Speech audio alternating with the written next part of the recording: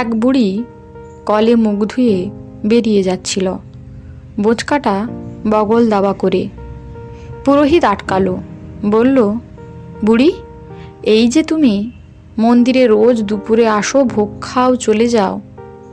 বুড়ি তাকে থামিয়ে বলল, কেন? আমি তো 10 টাকা দিয়ে কুপন কাটি। অবশ্য রোজ কাটতে হয় না, একদিন এমনি এমনিও ভোগ দেয়। কিন্তু কেন জিজ্ঞাসা করছেন? পুরোহিত বলল, না মানে তোমায় তো আরতির সময় দেখি না, সকালে পুজোর সময় দেখি না, বছরে একদিনও তোমায় মন্দিরে অন্য সময় দেখি না।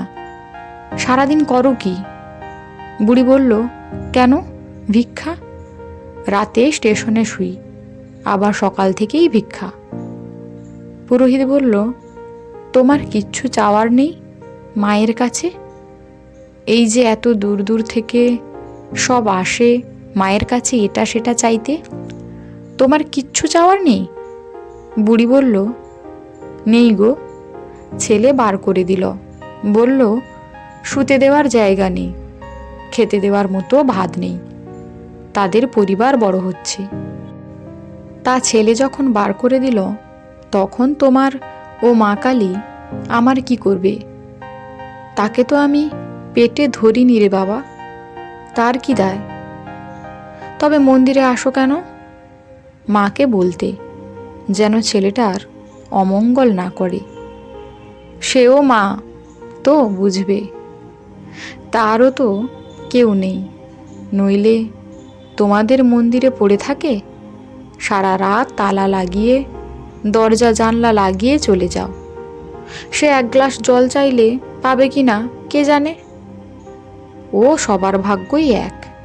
দেখো না, এই দুর্গাপুজো আসছে, নর্দমার উপরে এখানে সেখানে প্যান্ডেল করে 4-5 দিন ঠায় দাঁড় করিয়ে রাখবে।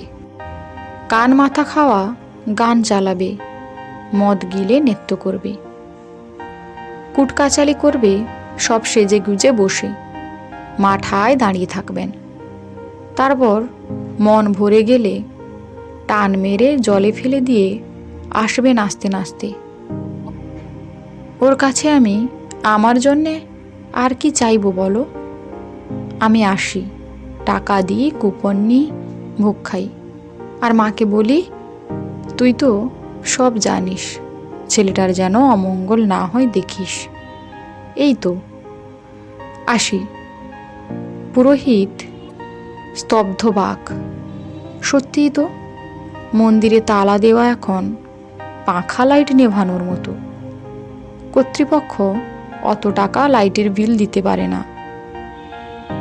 বুড়ি চলে যাচ্ছে, ময়লা শাড়ি, বগলে বোঁচকা, চলায় না আছে কোনো তাড়া, বলায় না আছে কোনো ক্ষোভ। এত শান্ত কি করে হলো বুড়ি?